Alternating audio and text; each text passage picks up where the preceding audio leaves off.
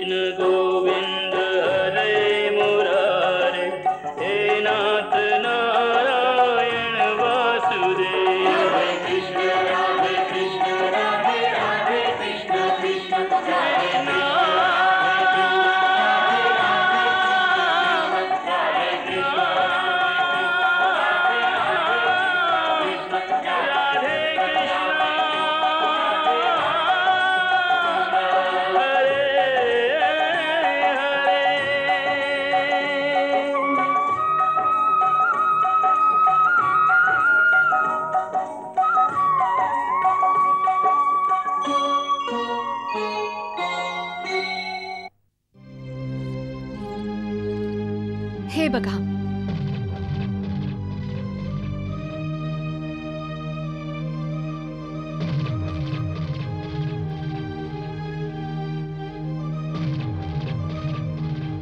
आणि तुम्ही मायावीही असू शकता असा विचार करून असुरराज बाणासुरांनी आधीपासूनच आपल्या मायावी गुप्तचर मायासुराला शौनकपूरच्या अंतरिक्षात तैनात केलंय। तो बघा।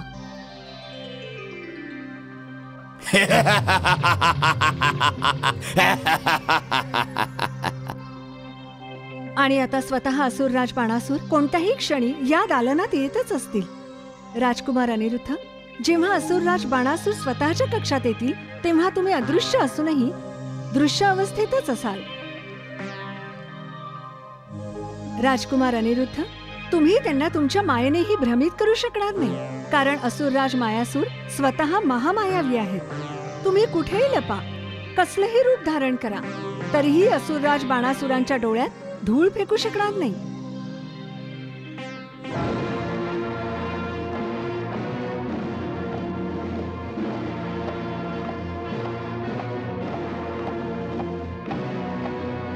नारायण नारायण।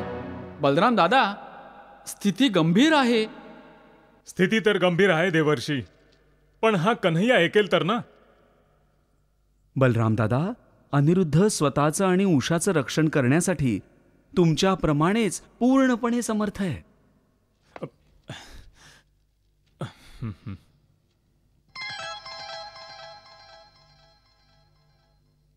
परंतु रुक्मिणी, या सामर्थ्याचा उपयोगच काय जर मी माझ्या नातवाची सुरक्षा करू शकणार नाही? बलराम दादा, तुमच्यासारख्या महाबलींनी आणि त्रिलोकातल्या सर्वश्रेष्ठ गदाधार्यांनी ना इतक्या लवकर निराश व्हायला हवं आणि ना इतक्या लवकर हार मानायला हवी। हो बलराम दादा, तुमच्या गदेच्या प्रहारात तर शत्रूची हार लपलेली आहे, म्हणूनच शत्रूमुळे चिंतित होणं व्यर्थ आहे। बलराम दादा, प्रभूंचे परम मित्र पार्थ अर्जुनांनी जयद्रथ वधाची प्रतिज्ञा केली होती, तेव्हा त्याला जयद्रथापर्यंत पोचवून प्रभू म्हणाले होते, हे पार्थ, हा जयद्रथ आणि हा सूर्य.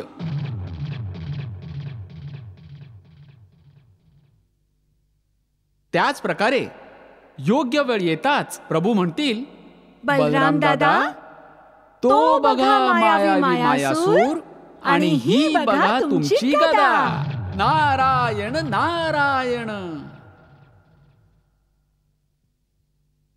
म्हणूनच मी म्हणत होती उषा की परिस्थिती खूप गंभीर आहे. आता काय होईल चित्रलेखा? उषा, आता आपल्याला इथून लवकरात लवकर असुरराज यायच्या आधी निघून जायला हवं. मग चला, वेळ न घालवता आपल्याला इथून निघायला हवं. चला.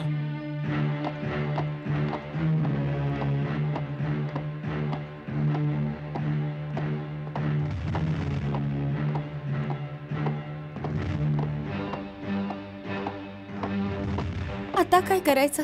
राजकुमारांना कसं लपवायचं?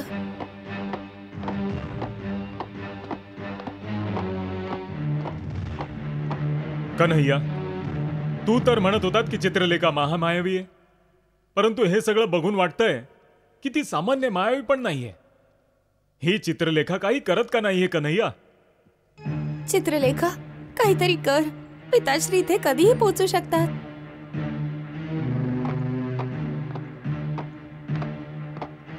नारायण नारायण. प्रभू, बाणासूर तर दालनाकडे चाललाय. दालनात उषा अनिरुद्ध बरोबर आहे आणि मायावी चित्रलेखा पण ही स्थिती सांभाळण्यास असमर्थ आहे. वा प्रभू वा, तुमचं हे नाटक तर आता एका रोचक वळणावर पोचलं आहे. तिथे अनिरुद्धचे प्राण संकटात आहेत आणि तुम्हाला हे नाटक वाटतंय? चित्रलेखा, काहीतरी कर. पिताश्री कधी इथे पोहोचू शकतात. तुला माझी शपथ आहे चित्रलेखा. चित्रलेखा, आपल्या मायेचा उपयोग कर आणि आम्हाला वाचव.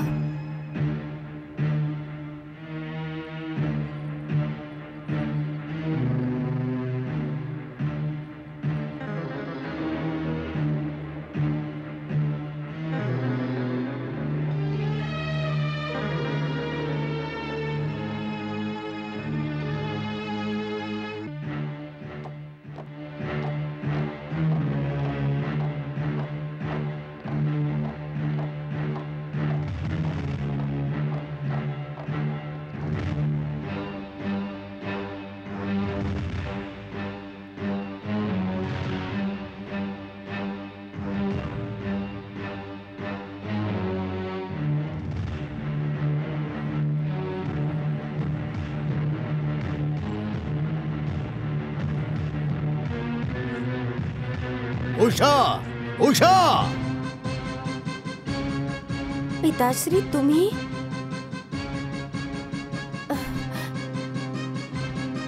प्रणाम.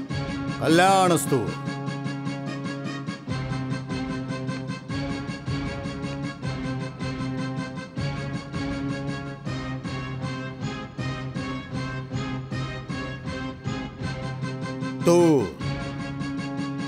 तू घाबरल्यासारखी काय उषा? मी नाही तर पिताश्री, मला तर तुम्हा सगळ्यांना बघून अतिशय आनंद झालाय. ना तर तुझ्या आवाजातून असं वाटतंय की तुला आनंद झालाय, आणि नाही तुझ्या चेहऱ्यावर आनंदाची कुठली चिन्ह दिसतायत. अनिरुद्ध कुठे आहे? अनिरुद्ध? हो, अनिरुद्ध. मला माझ्या गुप्तचरांकडून बातमी कळते की अनिरुद्ध शौनकपूरला आलाय, आणि मला खात्री आहे की तो तुला भेटायला तुझ्या दालनात अवश्य आला असेल. नाही पिताश्री, मी तर माझ्या कक्षात एकटीच आहे. तुम्ही मनाई केली आहे ना? तू सारखी सारखी पूजेच्या थाळीकडे का बघतेस? उषा, काय रहस्य आहे या पूजेच्या थाळीचं? रहस्य? काहीच नाही पिताश्री. उषा!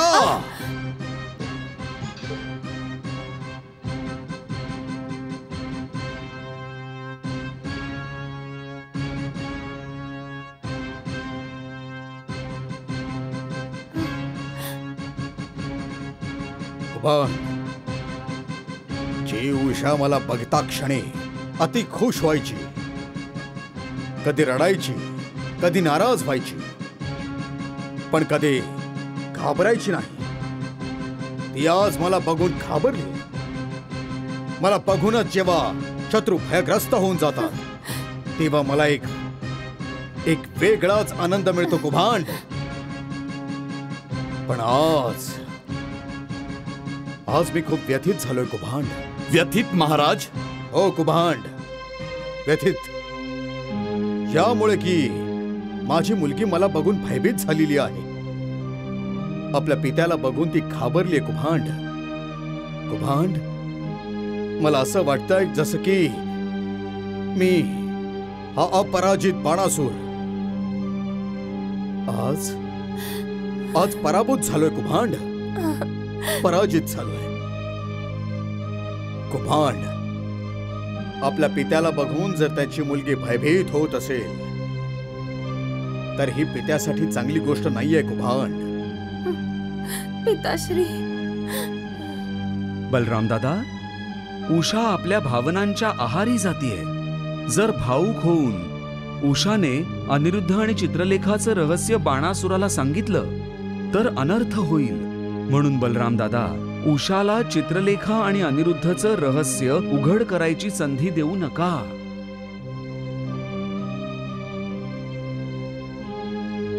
अपत्य तर माता पित्याचा अंश असतो आणि जेव्हा ते माता पित्यांवर अविश्वास दाखवतात तेव्हा ती माता पित्यांसाठी दुर्भाग्याची गोष्ट असते कुभांड.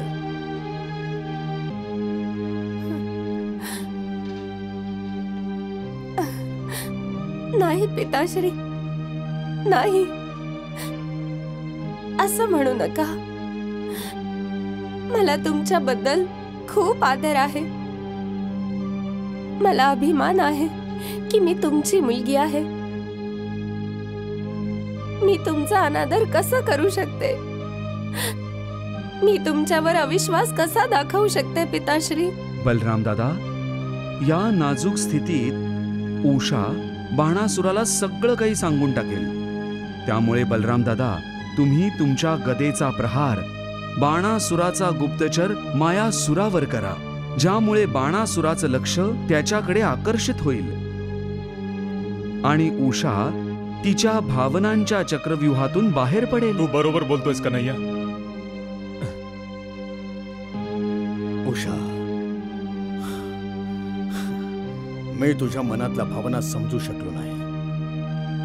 मी तुझ्यावर अविश्वास दाखवला. हे मी बरोबर नाही केलं उषा. पिता आपल्या अपत्यासाठी जो काही विचार करतो तो आपल्या अपत्याच्या भल्याचाच विचार असतो.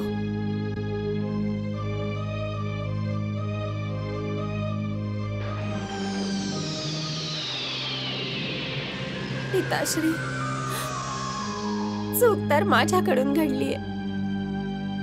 मला तुमच्यापासून काहीच लपवायला नको.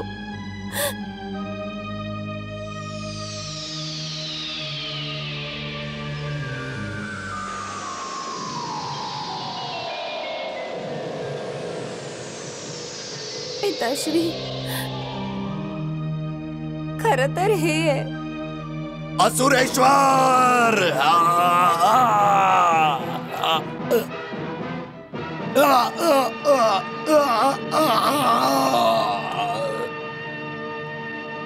चल कुभांड, चल.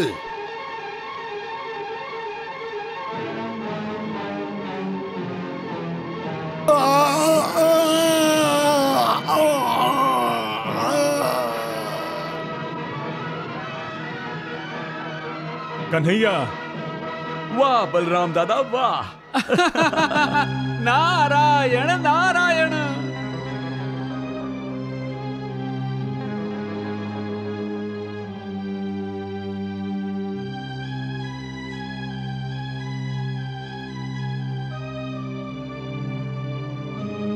वेडे, तू तर सगळा रचलेला खेळ उद्ध्वस्त करणार होतीस. कुठलं सत्य सांगायला जात होतीस तू असुरराज बाणासुरांना? काय तू माझं आणि राजकुमार अनिरुद्धांचं रहस्य असुरराजांना सांगणार होतीस? उषा, तुला कळत नाहीये, भावनांच्या आहारी जाऊन तू तुझ्या पतिराजांना मोठ्या संकटात ढकलणार होतीस. मला क्षमा कर चित्रलेखा, मला क्षमा करा राजकुमार. नाही उषा, यात तुझा काहीच अपराध नाहीये. महामंत्री कुभांड, शौनकपूरच्या सुरक्षेची इतकी वाईट अवस्था झाली आहे का की ज्याच्यामुळे आमच्या शत्रूंनी आमच्याच राज्यात आमच्या परम मायावी सहकार्याचा मायासुराचा वध केला. परंतु महाराज, मला काहीच ऐकायचं नाहीये कुभांड. तुम्ही तुमच्या अकार्यक्षमतेला कार्यक्षमतेचा मुखवटा घालायचा प्रयत्न नका करू. आजवर या बाणासुराच्या या शौनकपूर नगरीकडे कोणी डोळे वर करून बघायची हिंमत केली नव्हती, पण आज तुमच्या निष्काळजीपणामुळे याच बाणासुराच्या शौनकपूर नगरीत शत्रूंनी बाणासुराच्या परम मित्राचा वध करण्याची हिंमत केलेली आहे. काय करत होते आपले नगर रक्षक? काय करत होते आपले नगर सेवक? काय सगळ्याच्या सगळे निष्क्रिय झाले होते? महाराज शांत व्हा, शांत व्हा तुम्ही.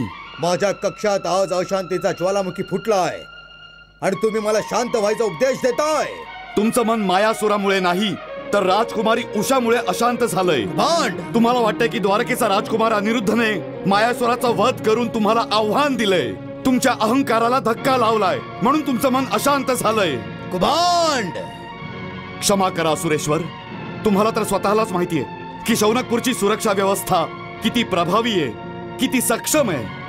परंतु कुठल्याही राज्याची सुरक्षा व्यवस्था कितीही प्रभावी का असेना, कितीही सक्षम का असेना, ती कुठल्या मायावीवर आणि त्याच्या मायेवर प्रतिबंध तर नाही घालू शकत ना. आणि म्हणूनच असुरेश्वर, मायासुराचा वध करणाऱ्याला कोणी बघू शकलं नाही. जर कोणी काही बघितलं तर केवळ एका तेजस्वी गदेला, ज्यामुळे मायासूर गतप्राण झाला. कुभांड, मायासूर केवळ माझा एक सेवक नव्हता, परम मित्र होता. त्याचा वध झाल्यामुळे मला असं वाटतंय की हा बाणासूर आता एकटा पडलाय. त्याचा कोणीच साथी राहिला नाहीये. कुभांड,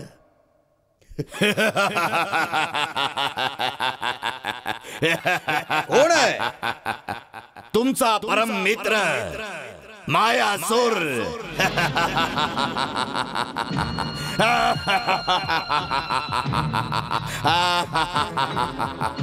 मायासूर? मायासूर, मायासूर, तू जिवंत आहेस? मायासूर, मी स्वप्न तर बघत नाहीये ना? स्वप्न तर तुमचे शत्रू बघतायत असुरेश्वर. त्यांना वाटतंय की त्यांनी मायासुराचा वध केला. परंतु असुरेश्वर, तुमचा शत्रू मायासुराच्या मायेच्या प्रभावाखाली आला आणि मायासुराच्या छायेला माया समजून नष्ट केलं. वा मायासूर, वा. मायासूर, तुला जिवंत बघून माझ्या जीवात जीव आला रे, जीव. महाराजांचं हेच मित्रप्रेम आणि विश्वास माझं सुरक्षा कवच आहे. असुरेश्वर, तुम्ही माझ्यावर विश्वास ठेवा की ज्या कार्याची जबाबदारी तुम्ही मला दिलीये ते कार्य पूर्ण केल्याशिवाय हा मायासूर असा मरू शकणार नाही. आता तर हे सिद्ध झालंय की तुमचा शत्रू तुमच्या राजधानीत तुम्हाला आव्हान देतोय. मी तुमच्या या शत्रूला नष्ट करून टाकेन, नष्ट करून टाकेन. आता आज्ञा द्यावी असुरेश्वर. प्रणाम. यशस्वी भव मायासूर.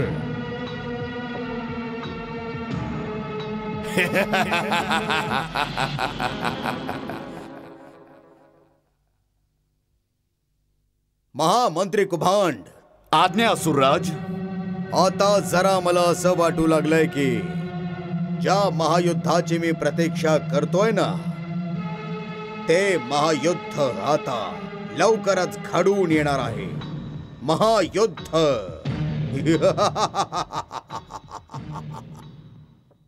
प्रभू, बाणासूर तर सरड्यासारखा रंग बदलतोय. आधी तर तो मायासुराच्या मृत्यूमुळे उदास होता आणि आता मायासुराला जिवंत बघून प्रसन्न झालाय आणि युद्धाची वाट बघतोय. तुम्ही खरं बोलताय देवी. आणि प्रभू, इथे बलराम दादा मायासुराच्या मायावी छायेला उद्ध्वस्त केल्यानंतर बलराम दादा प्रसन्न आणि निश्चिंत होऊन निघून गेले. हो देवी. हे बघा प्रभू, शौनकपुरात उषा ही अनिरुद्धला सुरक्षित बघून खूप आनंदी आहे. प्रभू, मनुष्य असा आनंदी आणि दुःखी का होतो? सुखदुःखाच्या असा अधीन का होतो? केवळ मनामुळे देवी, केवळ मनामुळे. मनामुळे? हो देवी. ज्याला तुम्ही भावनांच्या अधीन होणं म्हणता ना, तेच तर मनुष्यांच्या मनाचे खेळ आहेत. हे मन व्यक्तीला त्याच्या बोटांवर नाचवत असतं. स्वतः इतकं चंचल असतं की नेहमी विकारांच्या अधीन होत असतं.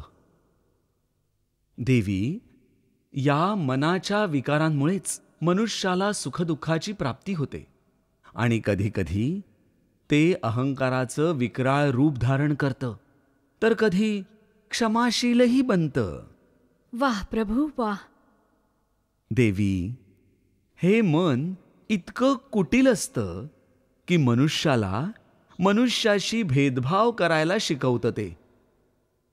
या मनामुळेच तर मनुष्य महात्मा बनतो आणि मनामुळेच मनुष्य दुरात्माही बनतो.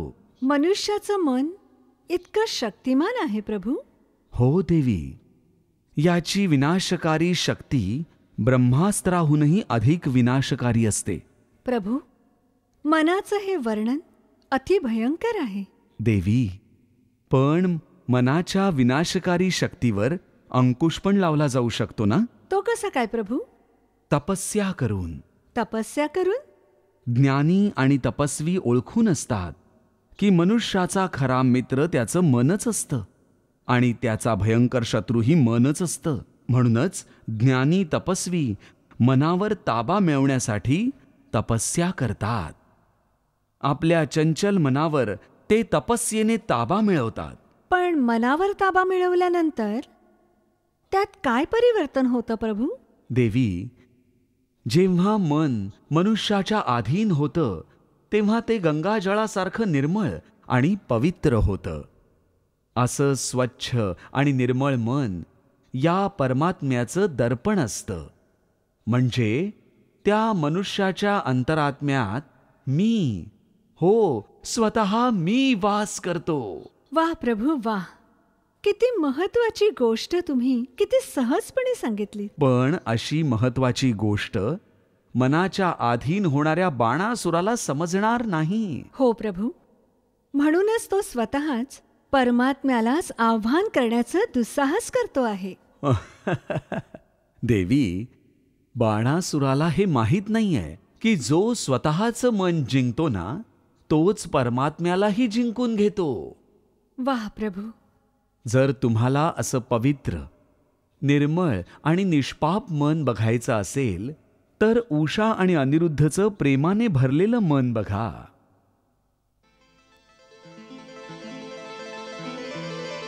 हे प्राणनाथ, पती पत्नी असूनही आपल्याला जगाच्या नजरांपासून लपून राहावं लागतंय.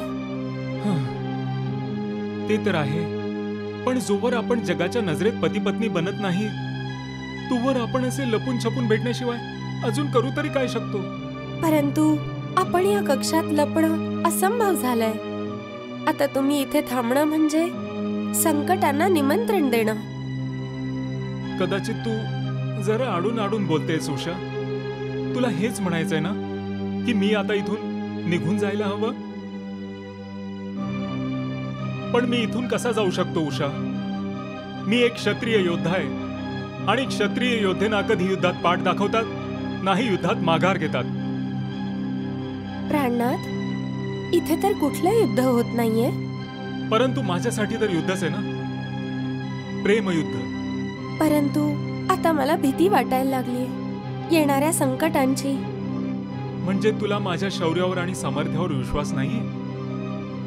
कधी कधी विश्वासावरही विश्वास करायला नको. नारायण नारायण. संकट काळी विश्वास कधी अंतिम श्वास घेईल हे सांगताही येत नाही. प्रणाम देवर्षी. सदा सुखी भव. प्रणाम देवर्षी. सदा सौभाग्यवती भव. देवर्षी, तुम्ही हा शेवटी विश्वास गमावण्याची गोष्ट करून आमचं साहस का तोडू बघताय? हे माहीत असूनही की बिळात नाग फणा काढून डसायला आतुर बसलेला आहे. कोणी आपला हात नागाच्या बिळात टाकून असेल तर याला साहस आणि वीरता नाही तर मूर्खताच म्हणावा लागेल. या मूर्खतेपासून वाचण्यासाठी मी तुला आधीच इथून जायला सांगितलं होतं. देवर्षी, तुम्ही काहीही म्हणा, परंतु अशा प्रकारे संकटाच्या वेळी पळून जाणं माझ्यासाठी भेकडपणाच आहे. मी तुला भेकडपणाचं प्रदर्शन करायला सांगितलं नाहीये राजकुमार. मग तुम्ही म्हणताय तरी काय देवर्षी? असं इथून पळून जाणं काय भेकडपणा नाहीये? हो आहे की, परंतु एकटं पळून जाणं, जर तू उषाला बरोबर घेऊन जाशील तर मग तो भेकडपणा नाहीये.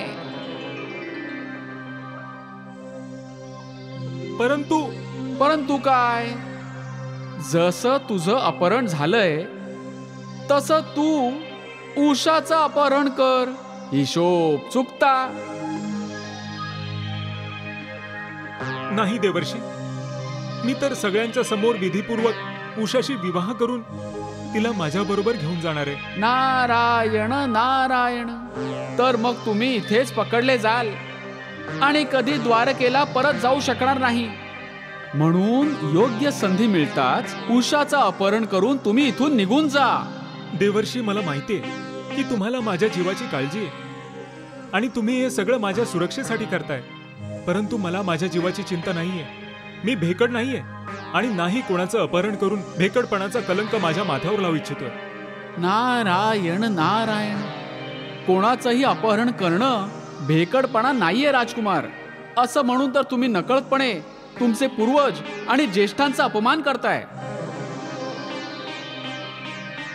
कदाचित तुम्ही विसरताय की त्यांच्या भावांसाठी कुलश्रेष्ठ पितामह भीष्मांनी अंबा, अंबिका आणि अंबालिका नामक तिन्ही राजकुमारींचं अपहरण केलं होतं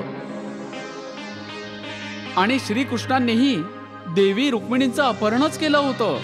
मग काय तुम्ही पितामह भीष्म आणि श्रीकृष्णांना भेकड म्हणाल? नाही नाही, असं तर मी विचारही करू शकत नाही. नारायण नारायण. आणि त्यांनी अपहरण केल्यावर जी वीरता दाखवली ती तर तुम्हाला आठवते ना? कदाचित तुम्ही योग्य सांगताय देवर्षी. मला उषाचं अपहरण करायलाच हवं. उषा, तू तयार आहेस? विवाहानंतर माहेरी राहणं म्हणजे मुलीसाठी विवशताच आहे. परंतु आपण इथून निघणार कसे? नारायण. सगळ्यात आधी या दालनातून बाहेर पडण्याची संधी शोधा आणि मग द्वारकेकडे प्रस्थान करायचा प्रयत्न करा. एक गोष्ट लक्षात ठेवा, जो प्रयत्न करतो ईश्वर त्याचीच मदत करतो. जो या अपेक्षेमध्ये असतो की ईश्वर साथ देईलच असं म्हणून जो प्रयत्नच करत नाही त्याची मदत ईश्वर कधीच करत नाही. म्हणून ज्ञानी आणि विद्वानांनीच म्हटलंय की प्रयत्नांती परमेश्वर. म्हणजेच जो प्रयत्न करतो त्यालाच परमेश्वर प्राप्त होतो. आणि इथे तर तुम्हाला केवळ द्वारकेकडे जायची संधी शोधून काढायची आहे. नारायण नारायण. आता मी निघतो. नारायण नारायण.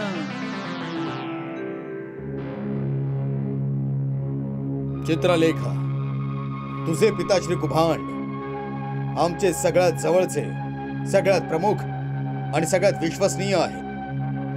म्हणून मी यांना आपल्या राज्यात स्वतःच्या पदानंतर सगळ्यात महत्वाचं पद दिलंय. ते आमचे महामंत्री आहेत. महाराज, हे माझ्या पिताश्रींचं आणि माझं सौभाग्य आहे की तुम्ही माझ्या पिताश्रींवर इतका विश्वास ठेवता. परंतु काय, आमच्या प्रिय आणि देशभक्त प्रधानमंत्र्याच्या मुलीवरही तितकाच विश्वास ठेवू शकतो का? घाबरलीस का चित्रलेखा? उत्तर दे ना. आमच्या प्रश्नाचं उत्तर दे ना तू चित्रलेखा. महाराज, माझ्याकडून कोणती चूक झाली की तुम्ही माझ्या निष्ठेवर अशी शंका व्यक्त करताय? तू समजूतदारच नाहीयेस, तर तू चलाक सुद्धा आहे चित्रलेखा. महाराज, मी काय चलाखी केली?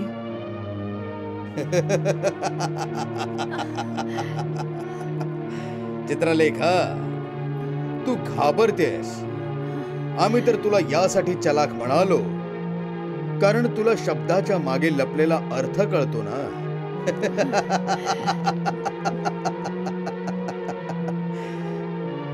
आम्ही तर म्हणालच नव्हतो की आमचा तुझ्यावर संशय आहे, पण तू तर स्वतःच अर्थ काढलास ना चित्रलेखा. का तुझ्या मनात काही दडलंय का ग चित्रलेखा? नाही महाराज. मग तू आम्हाला खरं खरं सांग ना. तू खोटं बोलणार नाहीस ना?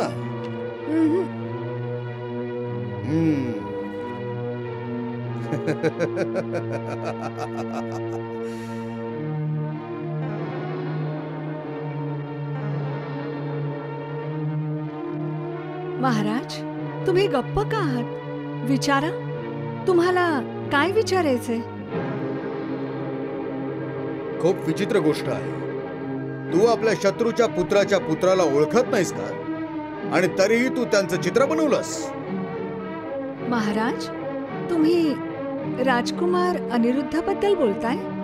ते तर तू द्वारकाधीश. त्या गवळाला ओळखतेस का? हो महाराज, म्हणून तर मी त्यांचं चित्र काढलं होतं. का बनवलं होतंस त्यांचे चित्र? का बनवलं होतंस तू आमच्या शत्रूच्या नातवाचं चित्र? आमच्या शत्रूच्या नातवाच्या चित्राने तू आमच्या मुलीला भ्रमित का करत होती? सांग. नाही महाराज. मग का तू बनवलं होतंस? सांग चित्रलेखा, सांग. उषाने सांगितलं होतं महाराज. उषाने सांगितलं होतं? याचा अर्थ असा की तो उषाला भेटायला आला होता आणि ही गोष्ट तुला माहिती होती? नाही महाराज, अनिरुद्ध उषाला नव्हता भेटला. उषाने अनिरुद्धला पहिल्यांदा स्वप्नात पाहिलं होतं. त्याआधी उषा अनिरुद्धला कधीच भेटली नाही. म्हणजे तू मला असं सांगतेस की ज्याला ती कधी भेटली नाही, बघितलं नाही, तो काय मग थेट स्वप्नात आला होता? हो महाराज, हेच सत्य आहे. अनिरुद्धला उषाने पहिल्यांदा स्वप्नात पाहिलं होतं आणि त्याच्याबद्दल मला सांगितलं होतं आणि मग मी कल्पनेतून त्याचं चित्र काढलं होतं. चित्रलेखा, तू म्हणाली होतीस की तू आमच्याशी खरं बोलशील, पण अजून सगळंच खोटवर खोटं बोलतेस तू. आणि तरी तुला असं वाटतंय की आम्ही तुझ्या या खोट्याला खरं समजू? तू आम्हाला मूर्ख समजतेस का? नाही महाराज, मी आतापर्यंत जे काही सांगितलं त्यातला एक एक शब्द खरा आहे. मला वाईट वाटतं चित्रलेखा की तू आमच्या सगळ्यात विश्वासू महामंत्र्याची मुलगी असूनही आमच्याशी खोटं बोलतेस. चित्रलेखा, ज्या प्रकारे कुभांड आमच्याशी विद्रोह करू शकत नाही, तसंच तू आमच्या मुलीच्या मैत्रीण असल्यामुळे तू तुझ्या सखीशी कधीही विद्रोह करणार नाहीस. हेच मैत्रीचं नातं निभावण्यासाठी तुझं खोटं बोलणं योग्य आहे. हो महाराज, मी अजून तरी खोटं बोलले नव्हते, पण आता मैत्री निभावण्यासाठी जरी खोटं बोलावं लागलं तरी मी अवश्य बोलेन. हे माते पार्वती, हे शिवशंकर, अशी काही लीला करा की खरंही समोर येऊ नये आणि खोटं बोलल्याचं पापही करावं लागू नये. चित्रलेखा. महाराज. चित्रलेखा, तू महामंत्री कुभांडची मुलगी आहेस आणि म्हणून त्यांनी तुला क्षमा आणि अभय देण्याची विनंती केलेली आहे. आणि आम्ही तू आतापर्यंत जे खोटं बोलली आहेस त्याला क्षमा करतो. पण आता आम्ही जे तुला विचारू ना त्याचं तू खरं खरं उत्तर द्यायचं आहेस. आम्हाला खोटं अजिबात ऐकायचं नाही. हो महाराज. अनिरुद्ध कुठे लपला आहे? ते मी कसं सांगू शकते महाराज? का नाही सांगू शकत तू? तो तर इथे शौनकपुरात आहे. पण महाराज, राजकुमार अनिरुद्धला तर द्वारकेत असायला हवं. तो द्वारकेत नाहीये, तो इथे शौनकपुरात आहे आणि तोही आमच्याच राजमहालात कुठेतरी लपून बसलाय आणि आमच्या डोक्यावर तो मिऱ्या वाटतोय. महाराज, जरी राजकुमार अनिरुद्ध इथे असले तरी त्यांना लपवलं कसं जाऊ शकतं? ते काही लहानसं बाळ नाहीये. चित्रलेखा, तुला सगळं माहिती आहे, पण तू काही सांगत नाहीयेस. आणि उषा तुझ्या मदतीशिवाय अनिरुद्धला इथे लपवू शकत नाही. चित्रलेखा,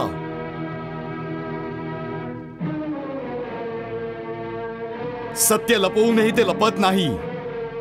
आणि तू खोटं बोलायचा अपराध करू नकोस. पिताश्री, हे तुम्ही काय बोलताय? मी काय काय सांगू? महाराज जे म्हणतायत ते की अनिरुद्ध उषाच्या कक्षात लपलाय आणि त्याला कोणीही बघू शकत नाही. आता तुम्हीच सांगा, हे कसं शक्य आहे? चित्रलेखा, याचा अर्थ आहे तुला खरं बोलायचंच नाहीये. पिताश्री, माझ्यात इतकी क्षमता नाहीये की मी खऱ्याला खोटं आणि खोट्याला खरं करून दाखवेन. महाराजांना तर माझ्यावर विश्वास नाहीये, पण पिताश्री, तुम्हाला तर तुमच्या मुलीवर विश्वास असायला हवा. पिताश्री, तुम्ही मला खोटं बोलायचे संस्कार दिलेत का?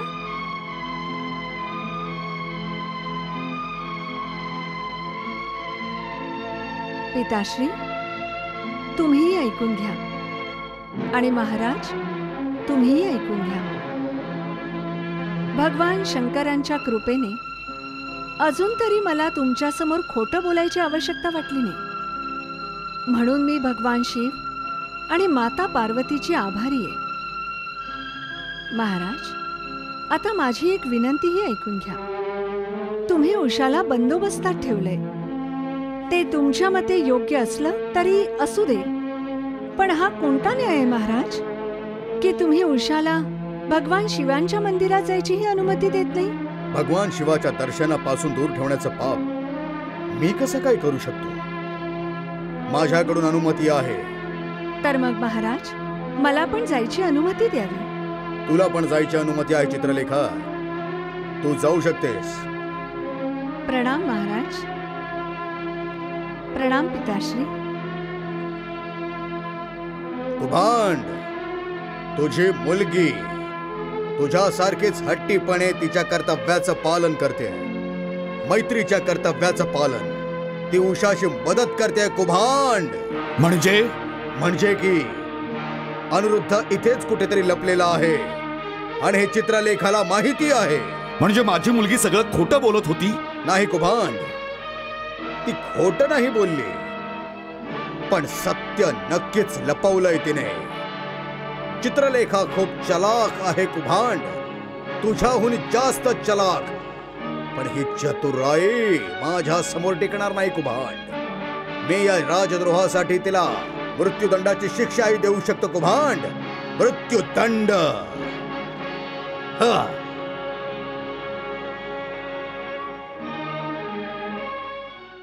प्रभू, हे काय घडतंय? बाणासुराला अवश्य कळलंय की अनिरुद्ध त्याच राजमहालात लपलाय. त्याच्या डोक्यात काहीतरी भयंकर शिजतंय प्रभू. हो, बाणासुराला उषा, अनिरुद्ध आणि त्यांना मदत करणाऱ्या चित्रलेखेला पुराव्यानिशी पकडायचंय. प्रभू, एक गोष्ट तर मान्य करावीच लागेल की चित्रलेखाने तिचा अभिनय खूपच छान केलाय. ती ना खोटं बोलली ना सत्य सांगितलं. हा तर भगवान शिवशंकर आणि माता पार्वतींचा आशीर्वाद आहे.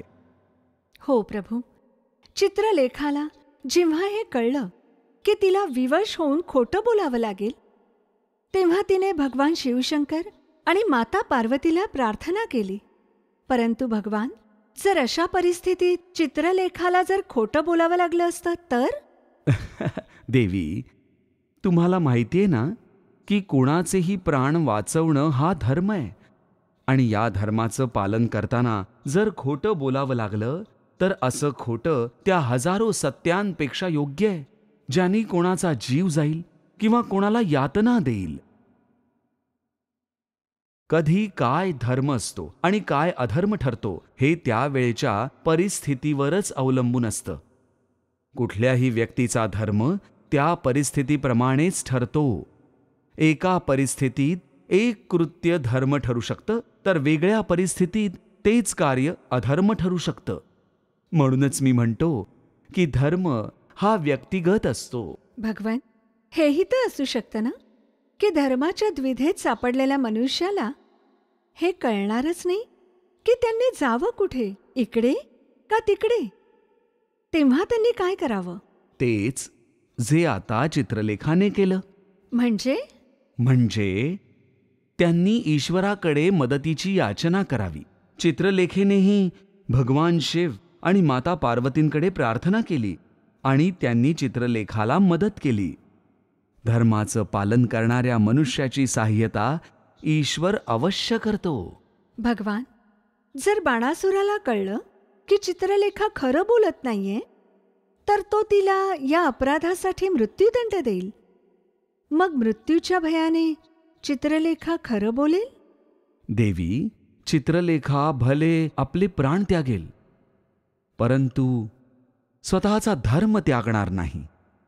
कोणीतरी हिला वाचवा, कोणीतरी माझ्या सखीला चित्रलेखेला वाचवा. अनिरुद्ध ते बघ, माझ्यामुळे चित्रलेखाला मृत्यूदंड मिळतोय.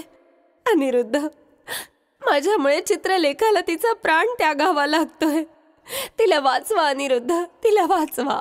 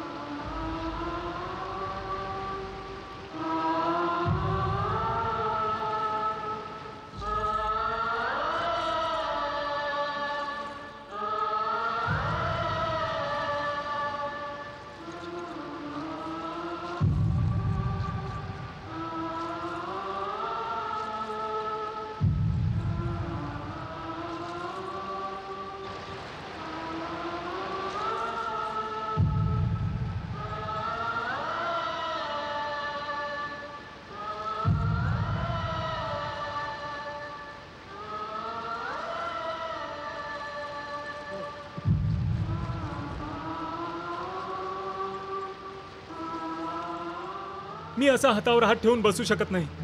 मी चित्रलेखाचे प्राण वाचवीन. मी तिला असं मरू देणार नाही. मी जातो. नाही, तुम्ही जाऊ नका. पिताश्री तुला बंदी बनवतील. तुला म्हणायचंय काय उषा? आपल्या समोर असा चित्रलेखाला मृत्यूदंड दिला जावा आणि आपण इथे भेकडासारखं दर्शक बनून बघत राहायचं?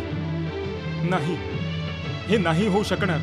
कधीच होऊ शकणार नाही. आपलं प्रेम इतकं स्वार्थी असू शकत नाही उषा. मी चाललोय तिला वाचवायला.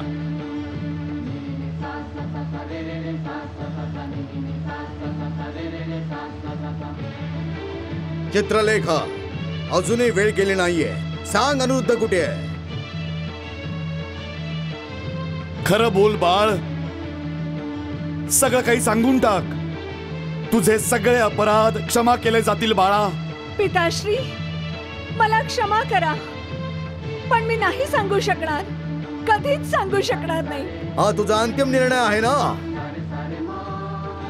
तुम्हा सर्वांना माझा अंतिम प्रणाम समजा. जल्लाद, आज्ञा असुरेश्वर. या अपराधिनीला मृत्यूदंड दिला जावा. जशी आज्ञा असुरेश्वर.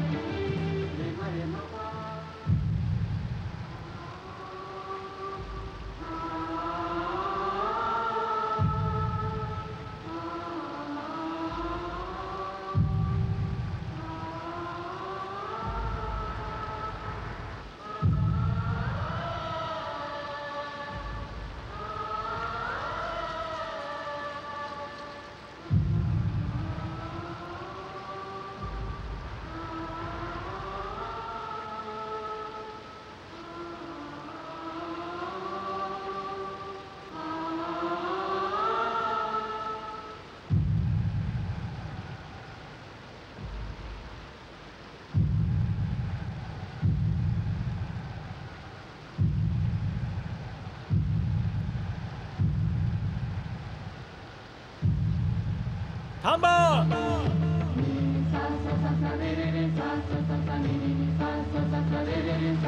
असुरराज, तुमचा अपराधी मी आहे. तुम्ही मला दंड द्या, चित्रलेखाला नाही. अनिरुद्ध,